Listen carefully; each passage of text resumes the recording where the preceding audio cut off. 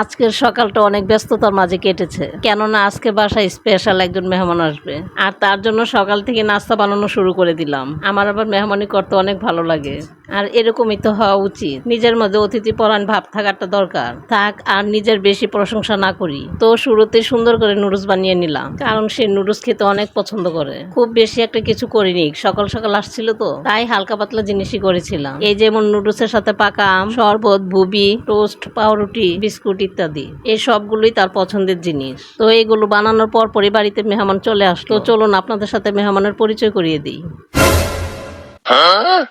কি আপনারা কি ধোকা খেয়ে গেলেন? হ্যাঁ, আজকে যে মেহমানের জন্য আইটেমগুলো করা হয়েছে সেই মেহমান আমি নিজেই। হ্যাঁ, কত মেহমানকেই তো আপ্যায়ন করলাম, নিজেরও তো মন চায় মাঝে মাঝে নিজেকে আপ্যায়ন করতে। তাই আজকে নিজেই নিজের বাড়িতে মেহমান সেজে গেলাম।